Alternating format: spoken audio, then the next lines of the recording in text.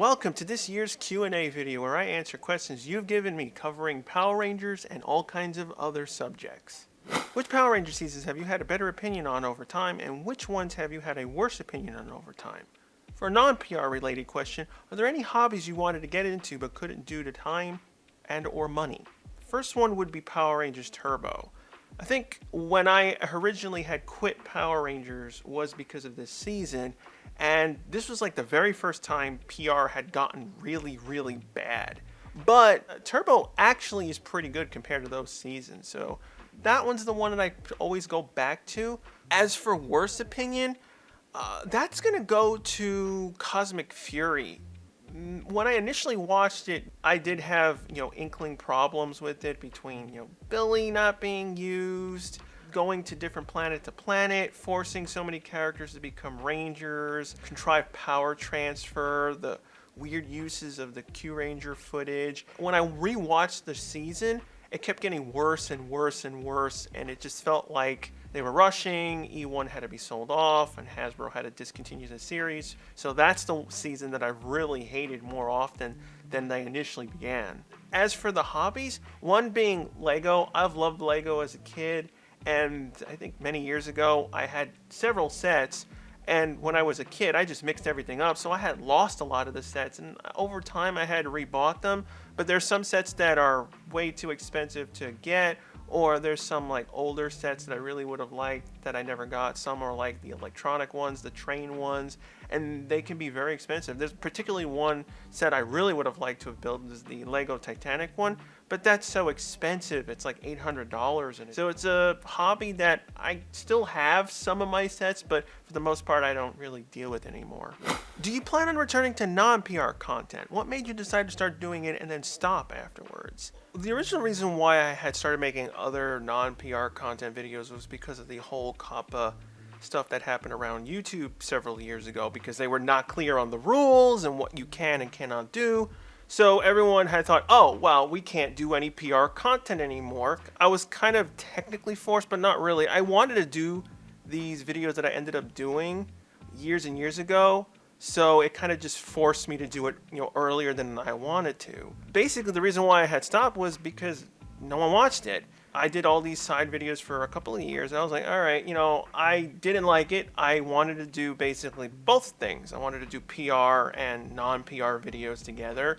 And I was thinking, maybe if I can build an audience up for these other videos, I'll spin it off into a new side channel specifically for those things. But I said, let me initially start on here. They did poorly. And after a couple of years and, the whole COPPA crap ended, and they finally gave us definitive rules of what you can and cannot do, I said, I'm just going to go back to PR. My initial idea was to resume PR and then continue doing the side stuff. So I had done one additional video.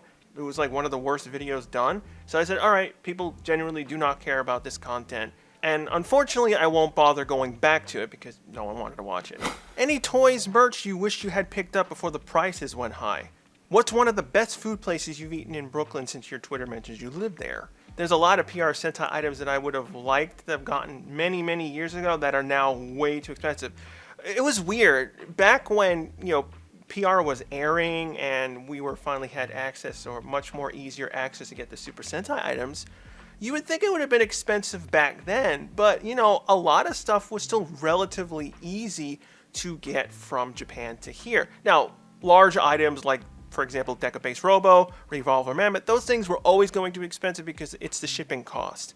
But the item itself wasn't a main problem. I think like 10 years ago, getting like Daimugen from Dairanger wouldn't have been a problem, but now today it's really worse. Even though Bandai was making poor versions of the Sentai items already, I think when everything switched over to Hasbro, it was kind of like, all right, you know what? I'm not even going to bother anymore. I'm going to stick solely to Super Sentai. So that must have started driving prices up for things overall. Even for seasons that are like not even popular. For example, Time Ranger. Things are still being sold for a very high price, including, the VREX. And you either run into the problem of it being incomplete or it's just so expensive it's not worth getting.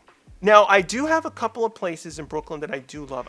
The first place is called Giovanni's. I personally think it's the best Italian restaurant that you can find in Brooklyn. It's next to Prospect Park on Park Slope. They actually recently moved the building actually across the street from their old building, and it basically got completely redesigned. It has an outdoor area, so it's much more better. So if you're looking for an Italian food, it's not too expensive, and they have a lot of choices in there. The other place that I would like to is actually also nearby that place. Like one of my personal favorite pizza places if I'm ever going into that area. It's called Joe's Pizzeria. For me, they make the best pizzas out there. They've been there for many, many decades, and I've gone there for a very long time whenever I came from work or did other things around from school. 5 years ago, you made a video called Ranking 25 Seasons of Power Rangers, where you ranked all of the PR seasons up to Super Ninja Steel. Where would you rank the succeeding PR seasons? Beast Morphers, Dino Fury, and Cosmic Fury. Beast Morphers season 1 and 2, I would rate very highly. I like it overall. Now, there's some episodes that were dumb, but I do like it that they paid off the whole Vengeance things. I'm glad because PR usually doesn't do that, especially things that are just like long forgotten, like 10 plus years at that point.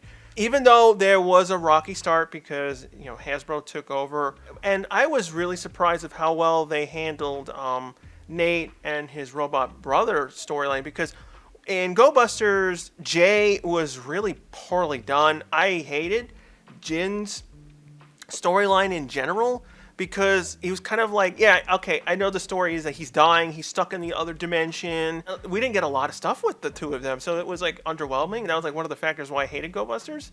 In recent PR, they usually don't get a chance to improve on something that Sentai has faltered on. I would definitely give Beast Morphers a 4 out of 5. Dino Fury, it's a hit and a miss. I really liked season 1.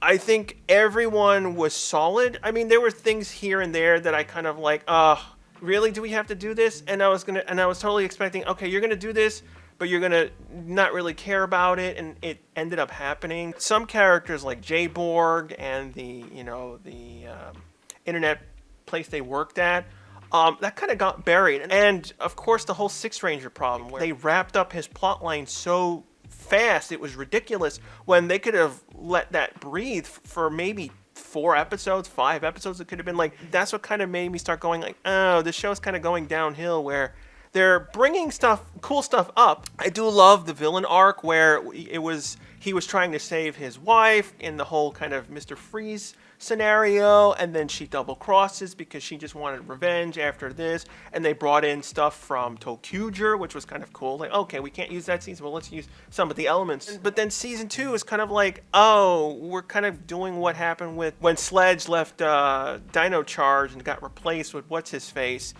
And it wasn't as bad. I'm not saying it was as bad. I would rate season 2 of Dino Fury higher than Dino Charge's season 2.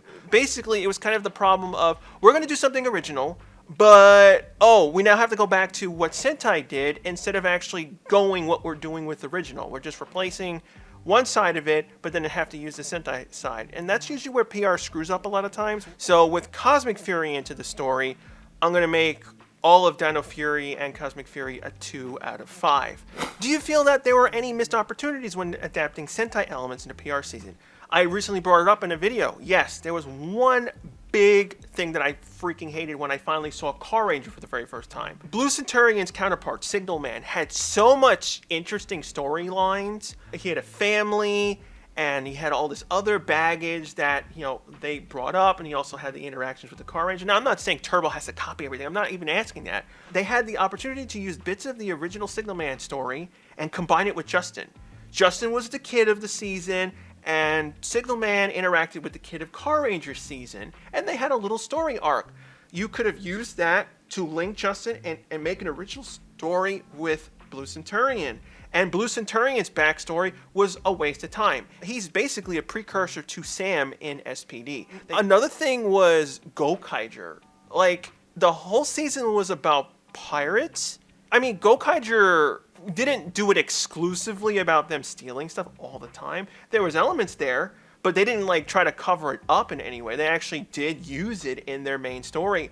PR could have done that in a more interesting way, because they're pirates and they need to use past Ranger powers. They could have gone in the way of, they have to take Ranger powers because of a serious emergency, and they're the only ones who can do it. Now, I'm not saying them be complete idiots and assholes to past Rangers, but it would have been a cool way to bring the Super Mega Force cast to meet up with previous ones, and then ask them, look, we need these powers, we have the ability to restore them for us to use. And then it would have been cool conundrum where you would run into, like, say, Zach, can we get your power morpher to restore it and let us use those powers in some way? And then it would have been like, he would have been happy to do it, but then at the same time, well, you're fixing my powers, why don't I just come back and use them and work with you? That would have been a cool solo episode to work into the anniversary element of it. It would have been nice to bring back a previous Ranger who lost their powers because of the story's circumstance, Ninja Storm. So I thought that was a complete missed opportunity to use that as a story beat. With everything that's happened in the last year and a half, what would you say is the best course of action of Power Rangers going forward? Animated series, reboot. Now, I know with the whole thing of Hasbro losing a whole bunch of money and them selling off companies and ending Power Rangers, I think it's a no-brainer. What they should have done was commissioned an animated series. I know it's expensive. I know it will take a couple of years to get off the ground. But, like, look at it. We have no PR season whatsoever. And the whole thing that Hasbro did initially pitch to, I think it was Netflix, was they wanted to remake, like, the popular MMPR episodes. And I'm like, why? People didn't like the reboot of MMPR in the theaters, and you want to remake classic episodes of MMPR, which would just be Green with Evil, Pudgy Pig, episodes like that. I always thought remakes are pointless for popular stuff. Now, if you're doing a remake on a movie or a TV show that failed, like, I don't know, like Judge Dredd. Remember they remade them because the first one with Stallone wasn't liked. They did the second one, which was actually much better, but it still ultimately failed. But at least they tried to do something with something that failed versus, oh, we're just going to remake Lord of the Rings or Star Wars or things like that. PR should make an animated series because it would do what they actually want. Instead of just remaking classic MMPR episodes that people like, if you make an animated series, you can do or bring back anyone you would want and their age won't matter. Being an animated series, even for just a short time, 10 episodes, you can say, oh, we'll do either like mini anthology stories where 2 episodes are focusing on MMPR storylines. You can either continue storylines or come up with new storylines with characters, or if you want to do what the games or the comic books have done, where they mingle characters all over the place and continue stories and all those other things. Or you can just say, we don't want to come up with anything original. Let's just adapt what they did in the comic books. They can pick any of the comic book storylines and do 10 episodes with that.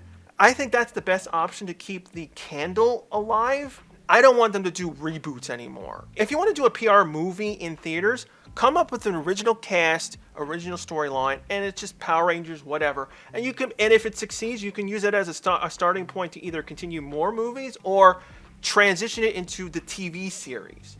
Instead of this whole trying to do a half reboot, remake nonsense, we need something while we wait until they come up with that PR show that they want to come up with. You should try Kamen Rider toys or do in Resident Evil games.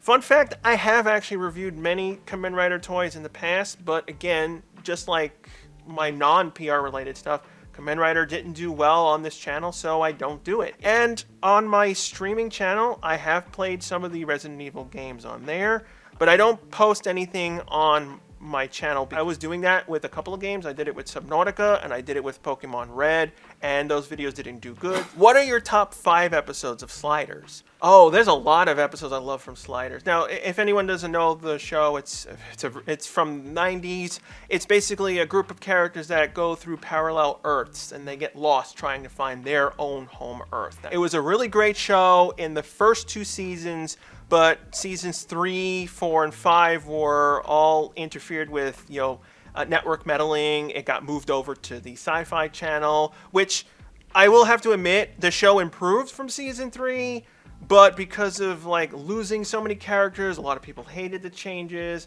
And then season 5 was the ultimate insult because they couldn't bring back the main lead, so we lost virtually everyone except for one actor who came back. But as my 5 episodes of Sliders, a lot of them are from season 1, which is how well the show was in the first season. The pilot is one of my favorite because it opens up the concept of parallel Earths, which not that many shows have done. Doctor Who obviously in the past has done it. Star Trek has done it, but like to have a show focus solely on the parallel universes. The Summer of Love, which was technically the first standard episode, which kind of like gave us the main concept of what we'll be dealing with in the entire show, where the timer doesn't work anymore properly, so they have to use it as a reduced power. So I love the technical dynamics of the timer and how they set it up in there, and how they can always run into weird problems where the wormhole can be split up and they get separated. They didn't know they were lost. I also love the season 2 episode Post-Traumatic Slide Syndrome, which had set up the the conundrum of, did the original Professor Arturo slide with the other characters, or did he get replaced with the fake one, which ends up being killed in season 3? It was like, I think it was one of the earliest shows that actually took the gamble of switching out characters from who they are. Now, other shows have done it since then. Star Trek Voyager did it with Kim, for example, and Rick and Morty do it all the damn time, where they'll kill off Rick and Morty's and we'll follow a different set of Rick and Morty's for the most part. Even we don't even know if the Rick and Morty's we're following is technically the original ones that we're supposed to follow, because of so many deaths and unkills and alternate universes. And it was a pretty risky move, because again, if we found out, oh, this Arturo was the fake one and the real one was missing, a lot of people would have quit the show for various reasons on that. Now, there are episodes I do like in the later seasons.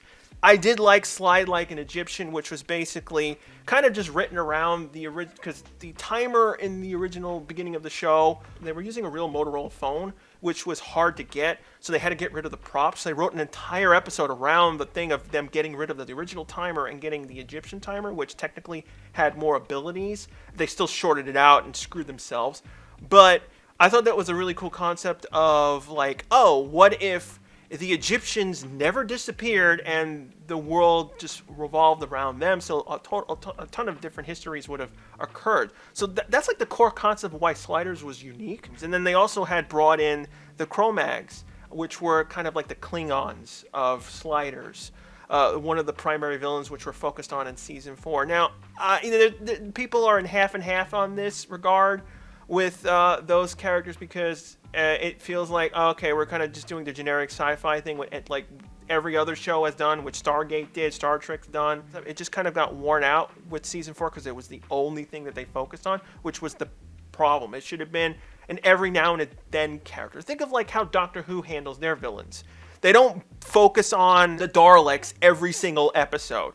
They pop them in where they think it's good to use them, either at the end of a season, in the middle of the season, have a story arc with them. That's how they should have used the Cro-Mags. Virtual Slide in season 4 is one of those episodes. I was like, we went back to the original concept of the show. What if, virtual reality became so popular, everyone just lived in it, and no one gave a crap about the real world, which many sci-fi shows have done. Futurama has done tons of jokes on that.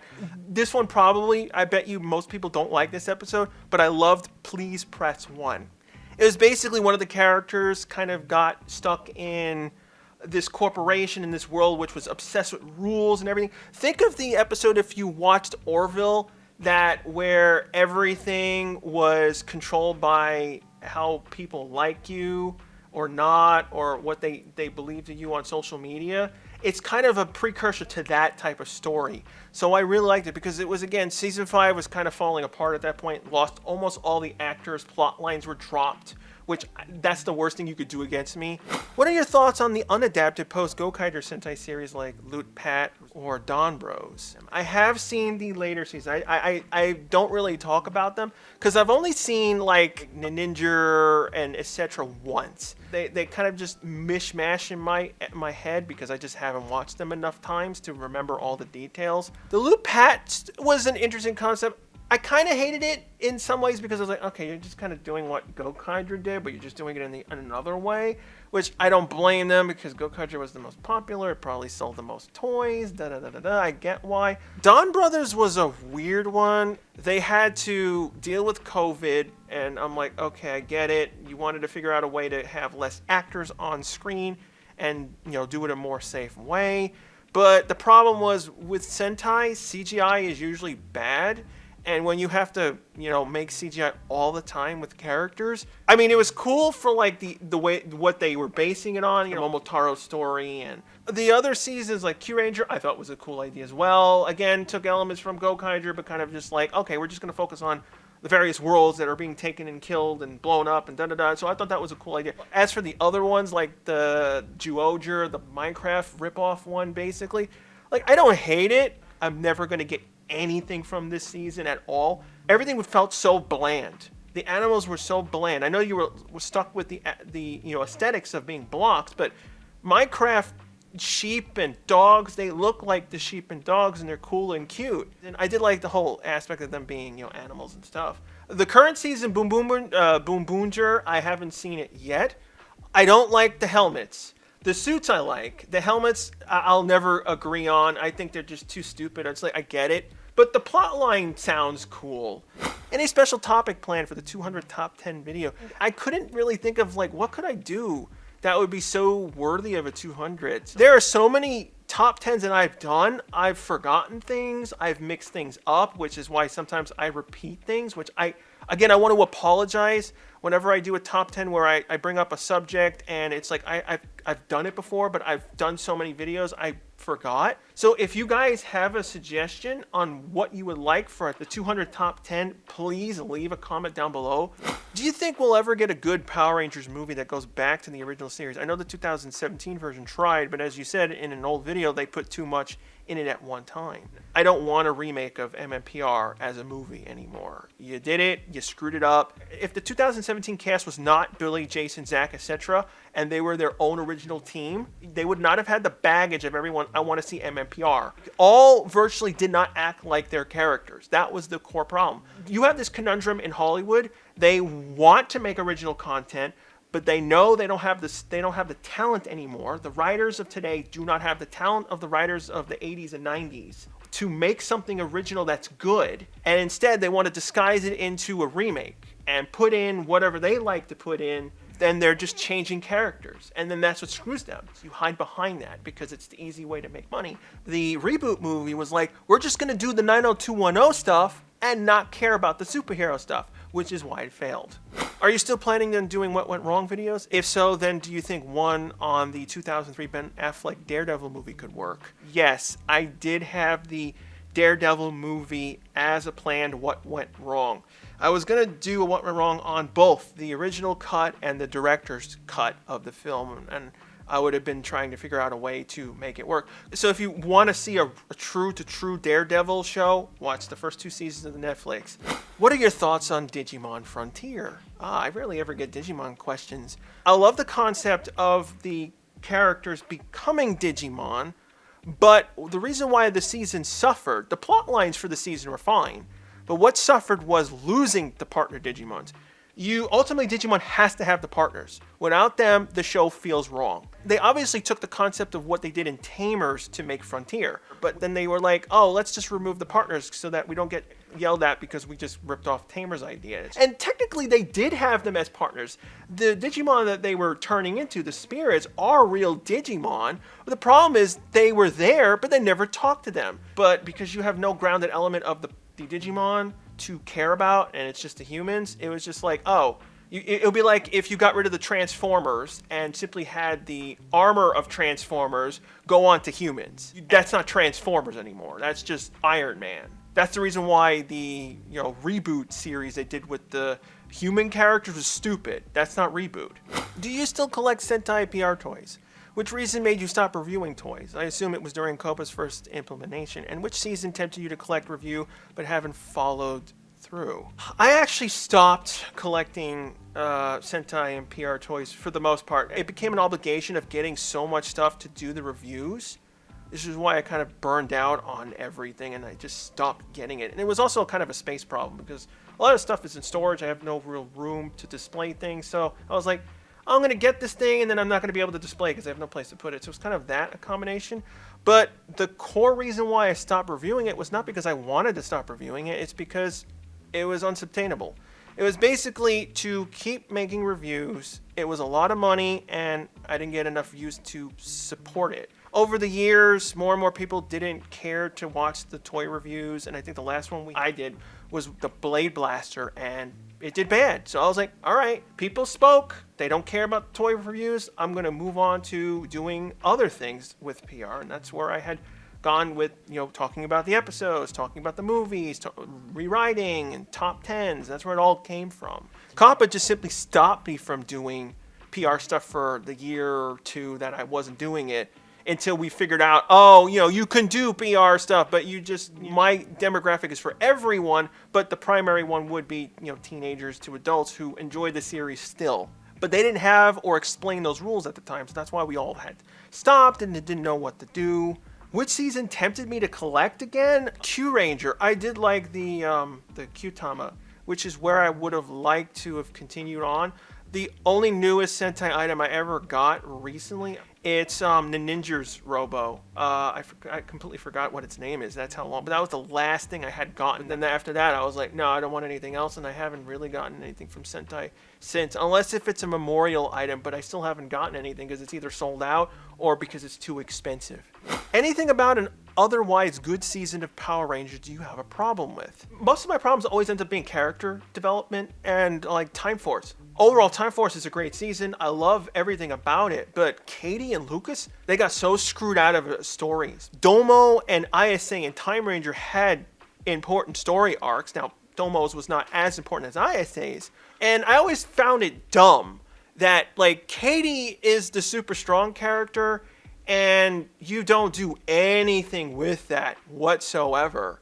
Because it didn't exist in Time Ranger. That's the main reason. Like, they introduced these superpowers, which, again, let's bring up SPD. That's another problem, which a season I do like. I love SPD, but they introduced those superpowers for, like, SPD, Dino Thunder, and they just completely ignore them because, again, it's an American-made element that Super Sentai never had, and that's the reason why you never see them use their powers when they're Rangers. That should have been a major problem for her in the present time. It should have been like someone sees her do that just by accident and like, holy crap, she's an alien and da da da da da. It would have been nice to get a backstory on it. We don't even get a backstory on like why does she have super strength? Because we see her parents, they look human.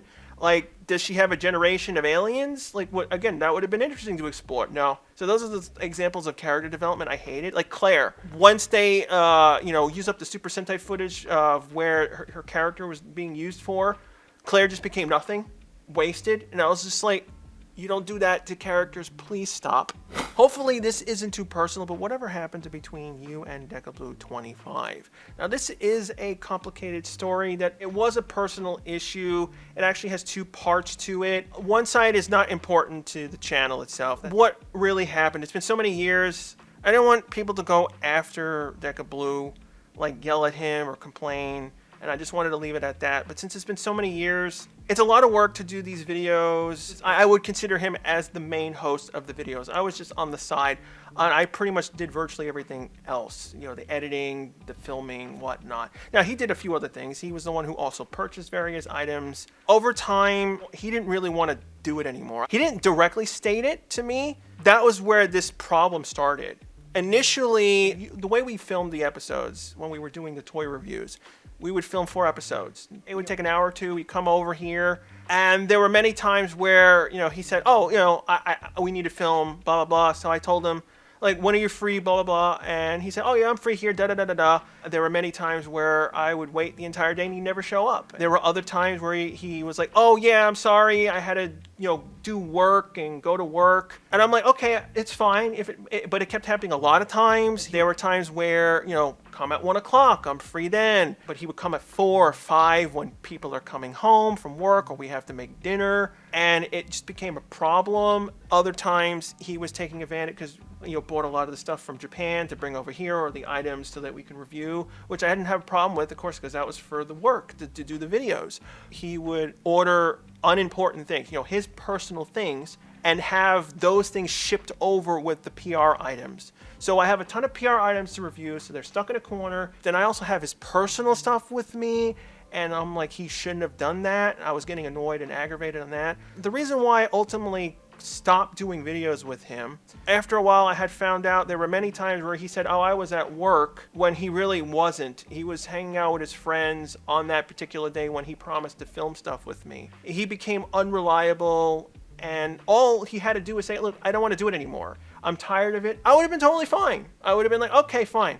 You don't want to do it anymore? It's cool. I don't really care. I'll take over and just do everything, which I ended up doing anyway. How's Deca Blue 25? Are you guys still in contact, and will he return in the future? Have you considered bringing back Ranger Rants? I always wanted to know your thoughts on MMPR Toys divided as one channels, and have you thought of making a collaboration video with them, and which is your favorite video of theirs?